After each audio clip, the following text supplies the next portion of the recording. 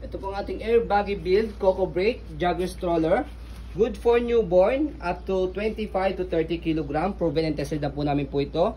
So, already wash na po ito and ready to use. Pero, na-stock nga po siya. So, rewash nyo lang po siya ulit. Okay? So, ang brand new price po niya is 35k. Pero, we're selling this as low. Okay? Very low. Yan. Okay? So, again, na-wash na po namin po ito. Pero, na-stock po ito na medyo matagal. Kaya, wash nyo lang po ulit siya. Madali lang po siyang i-rewash. Medyo nadumihan na po siya. Okay? So, next natin, ito po yung kanyang details one by one. Ito yung kanyang canopy. So, pwede siya i-adjust. Meron siyang zipper dito sa side para mas full canopy siya. Okay? Next natin, yung kanyang peekaboo. Meron siyang peekaboo rito sa top. Sa ibabaw. Ayan. Okay? Next natin, sa pag-fold sa kanya, ayan. So, ayan po yung setup niya kapag nakaupo. Ayan. And then yung kanyang harness, belt lock, heavy duty. Safe na safe po yung baby po ninyo. 5 harness. Okay. Then, higa natin siya. Zipper dito sa side. Para mag full canopy siya. Ay, fully reclined. Ayan. Okay. Ayan. So, next natin yung kanyang handle. Ayan. So, leather na yung kanyang front handle. Pati rito sa kabilang handle niya. And then, yung kanyang footrest, itong color white, napaka ng paa. And then, yung gulong niya. Okay na okay yung gulong niya, ganda. Linis pa. Body frame niya sa right side. Pati yung kanyang gulong. So, adjust natin muna ito.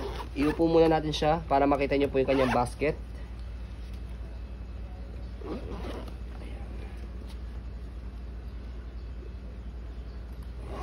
So, yung kanyang likuran, yung gulong niya. So, stopper, isang tapak lang dito. Ayan. So, stand po ito kapag i-fold siya. Ayan. Later, papakita po natin. Ayan. Next natin yung basket niya. Meron siyang pocket dito sa likod. Ayan. Kabilang side ng body frame. Okay? So, handle niya. So, kinagandahan sa kanya, meron siyang brake dito sa harapan. Okay? So, stroll natin to make it sure na wala siyang problem regarding sa kanyang mechanism.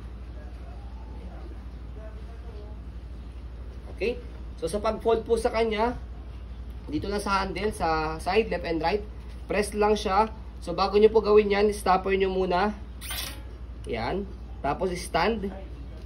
Para kapag finold, naka-stand na po siya, and then naka-stopper na.